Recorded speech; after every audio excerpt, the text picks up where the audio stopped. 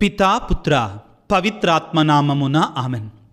ప్రభునందు మిక్కిలి ప్రియ దేవుని బిడ్డలారా, ఈ వాక్య పరిచర్యకి మిమ్మందరినీ ప్రేమతో ఆహ్వానిస్తున్నాను. ప్రియులారా, మీకందరికీ సందర్భంగా ఒక ముఖ్యమైన మాట మీకు చెప్పాలండి. ముఖ్యంగా యువతి యువకులారా, పాశ్చాత్య దేశాలను నేను జీవించి వచ్చినటువంటి వాడిని కాబట్టి నాకు అక్కడ ఉన్నటువంటి వాళ్ళ యొక్క కొన్ని విషయాలు నేర్చుకోదగినటువంటివి, కొన్ని విషయాలు మీ ముందు ఉంచుతారు. అన్నిటికంటే ముఖ్యమైనటువంటిది క్రమశిక్షణ. ఎవరున్నా ఎవరు లేకపోయినా కానీ వాళ్ళ డ్యూటీని వాళ్ళు క్రమశిక్షణతో చేస్తారండి. మన భారతదేశంలో నేర్చుకోదగిన చాలా మంచి విషయాలు ఉన్నాయి. కానీ మన భారతదేశం పాశ్చాత్య దేశాల నుంచి కొన్ని మనం నేర్చుకోవాలి. వాటిలో ఏమిటి అంటే నేను గ్రహించింది క్రమశిక్షణ, అదేవిధంగా కష్టపడే తత్వం. ఇవి రెండూ కూడా ముఖ్యంగా యువతి యువకులారా, మీరందరూ గుర్తించండి. ఏ దేశంలోనైతే, ఏ సంస్కృతిలోనైతే యువతి యువకులు క్రమశిక్షణ కలిగి జీవిస్తారో, బాధ్యతాయుతముగా జీవిస్తారో, ఆ దేశం, ఆ సంస్కృతి ఆర్థికంగాను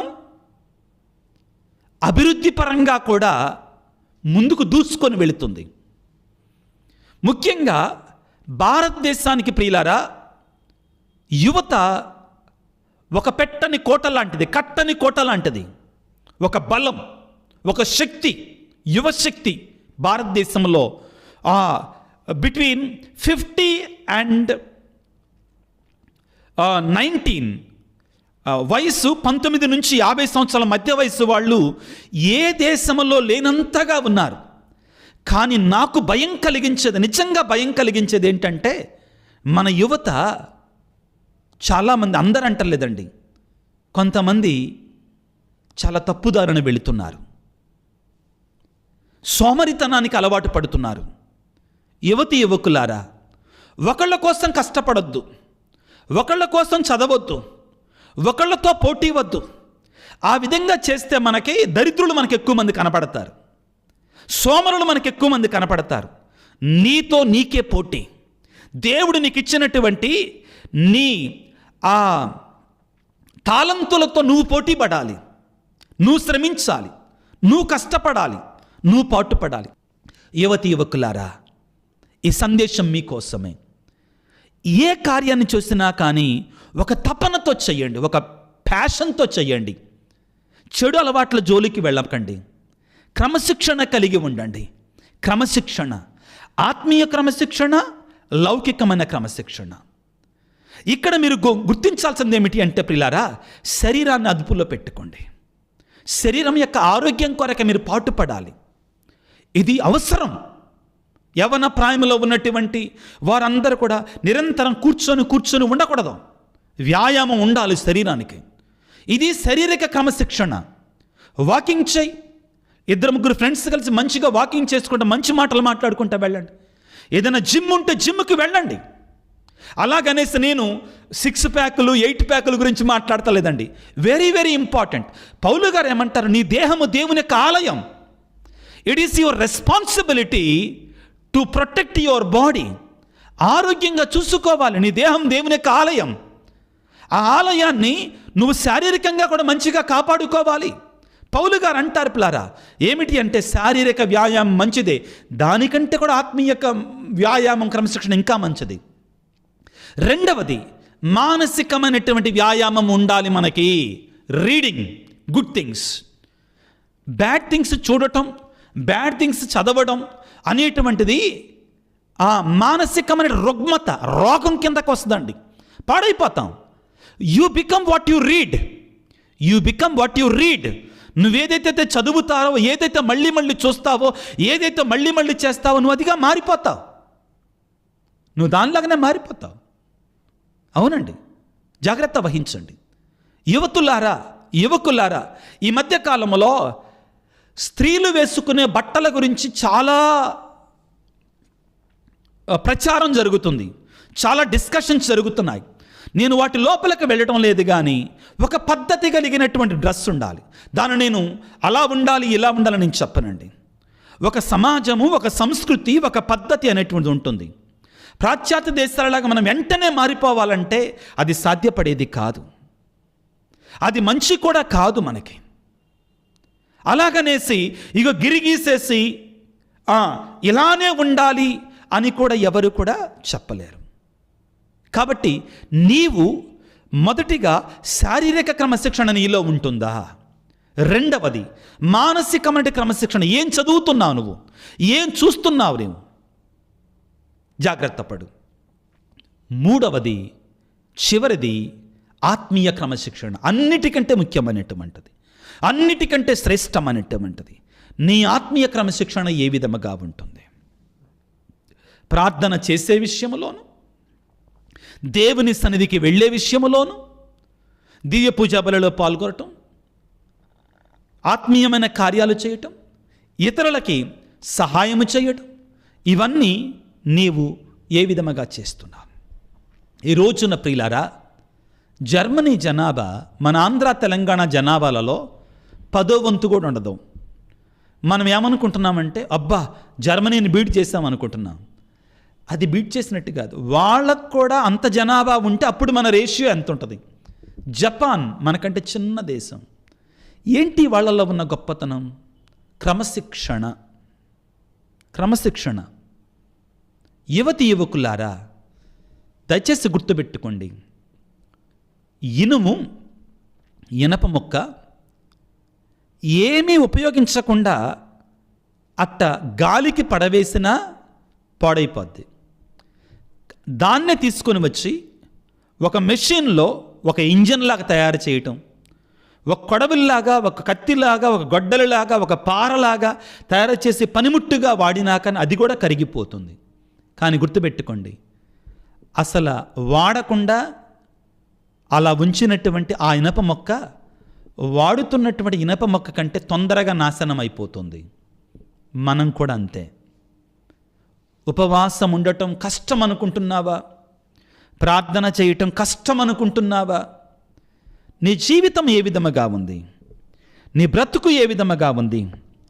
నీ ఆత్మీయ విషయంలో నీ క్రమశిక్షణ ఏ విధముగా ఉంటుంది?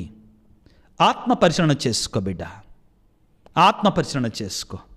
ఇదిగో సామెతల గ్రంథము 13వ అధ్యాయము 4వ వచనము క్రమశిక్షణ గురించి ఈ విధముగా సెలవిస్తుంది. ప్రియులకు దేవుని బిడ్డలారా, సోమరిపోతూ అన్నమును ఆశించును కానీ వానికి తిండి దొరకదు, కష్టించు పనిచేయు వానికి అన్నీయూ సమృద్ధిగా లభించును.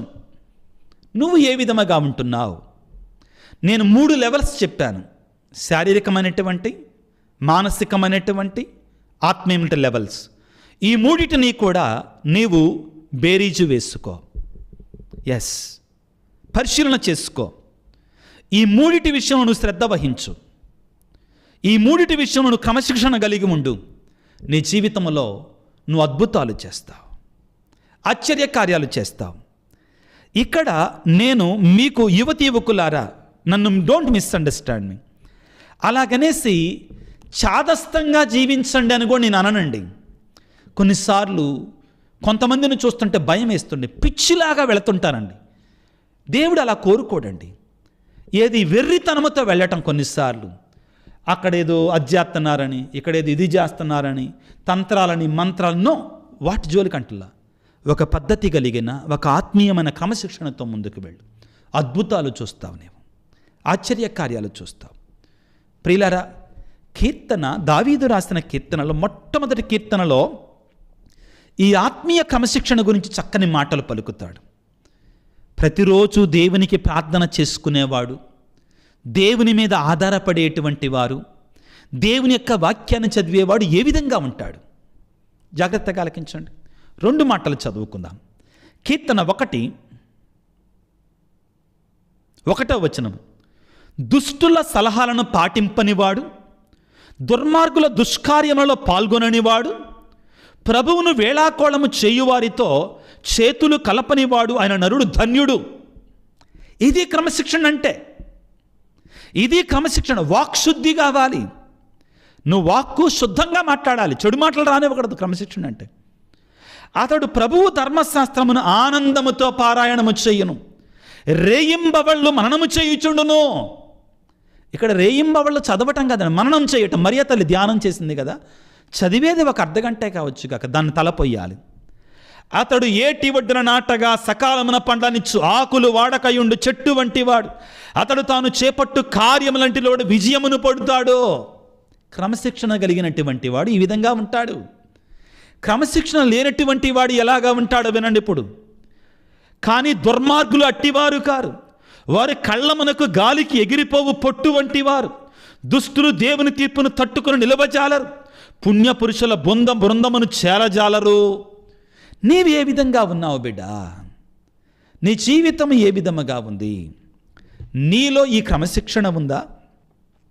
నీ జీవితంలో ఈ క్రమశిక్షణ ఉంటే దేవుడు అంటున్నాడు, ఇదిగో బిడ్డ, నీవు దేవుని కృపను పొందుతావు, దేవుని దీవెన పొందుతావు.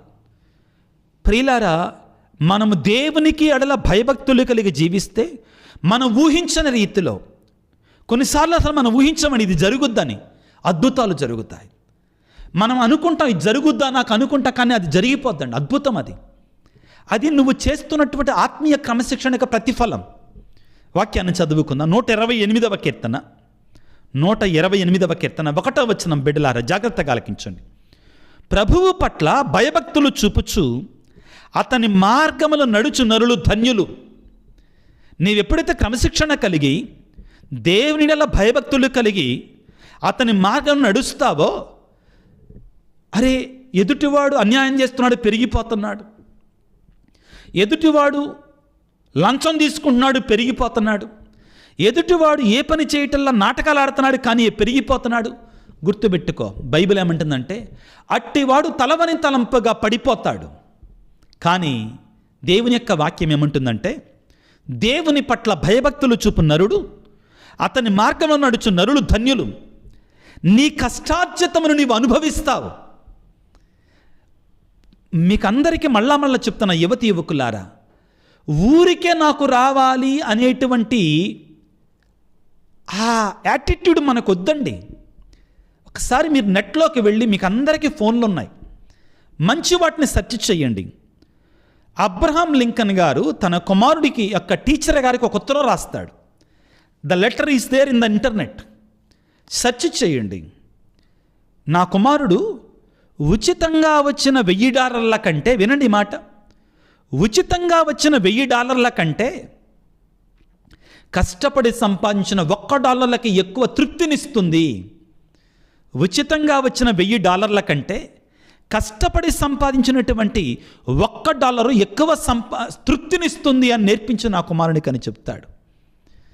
నీ కష్టార్జితము నీవు అనుభవింతువు, నీవు ఆనందమును అభ్యుదయమును పొందుదువు. ప్రియులారా, మనము ఆత్మీయంగా క్రమశిక్షణతో ఉండగలిగితే, మనం ఆత్మశుద్ధి, వాక్కుశుద్ధి, క్రియశుద్ధి మనలో ఉంటే, ఏంటి ఫాదర్ గారని పెద్ద పెద్ద పదాలు వాడుతున్నారు? ఏం లేదండి, హృదయాన్ని శుభ్రంగా ఉంచుకోవాలి, వాక్కును శుభ్రంగా ఉంచుకోవాలి, క్రియలను శుభ్రంగా ఉంచుకుంటే దేవునిని దీవిస్తాడు.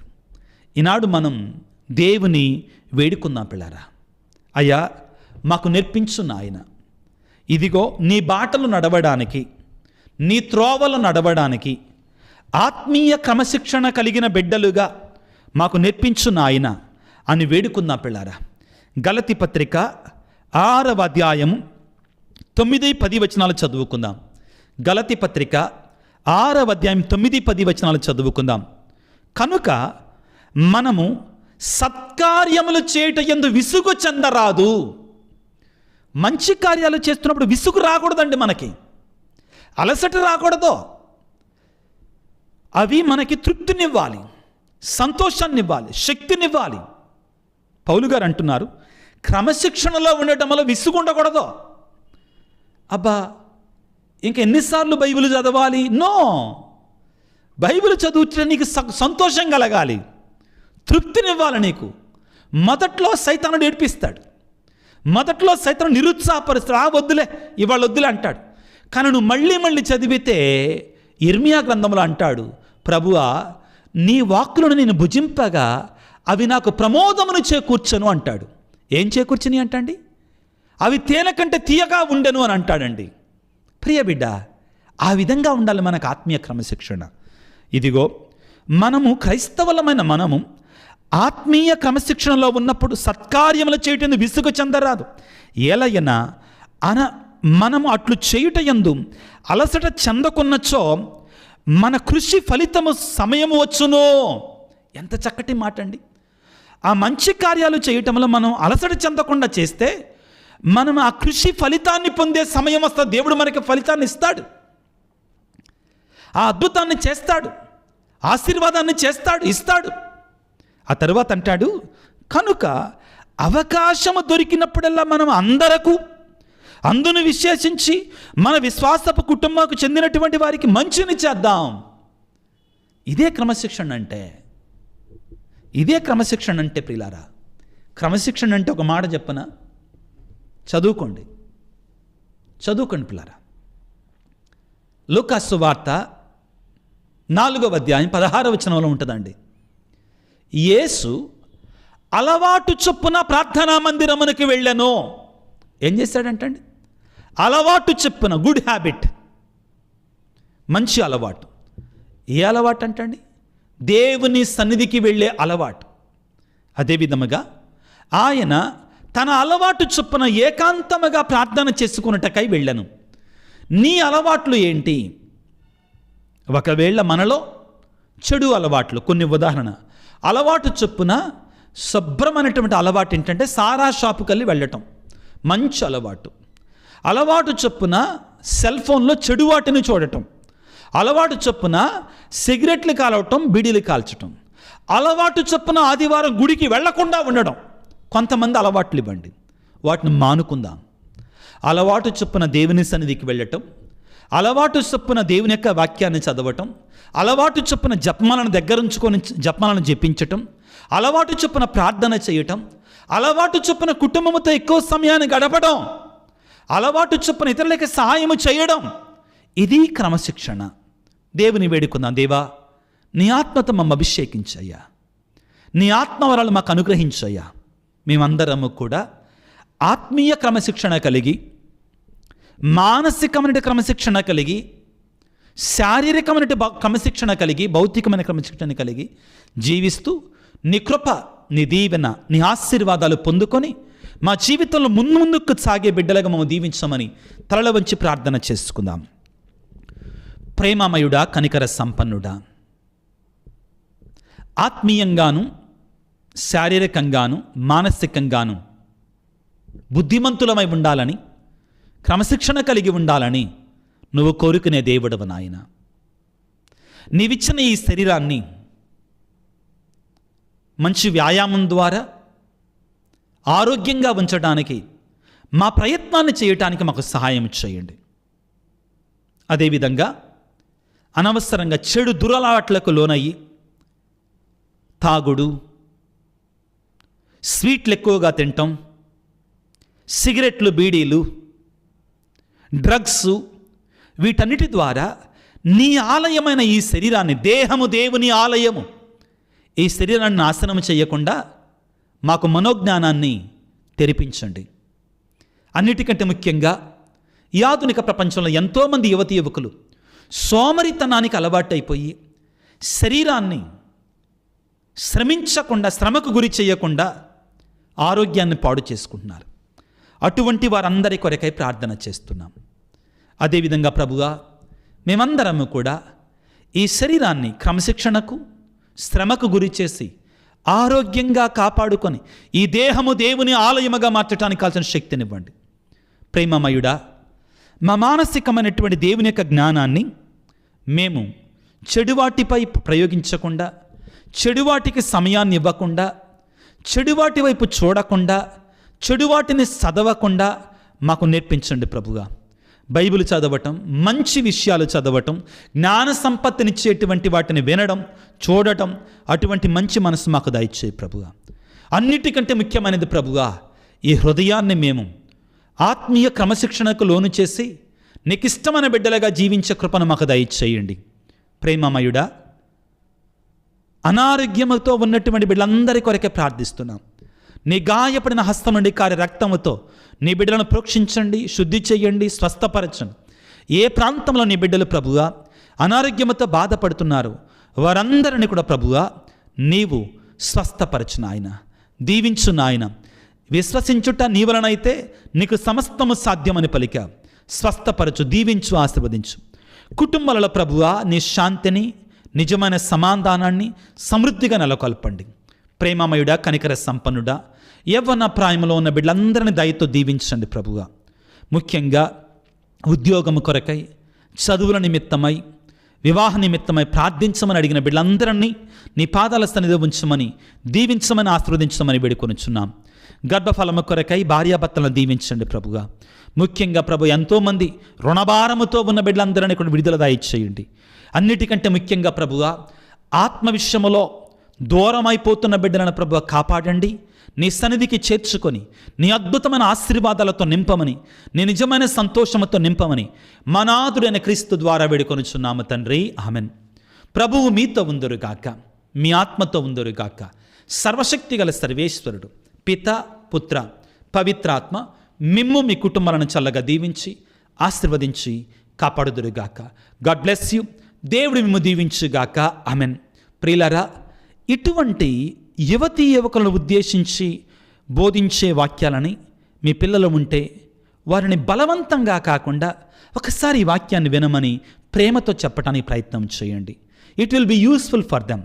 Share with the young people.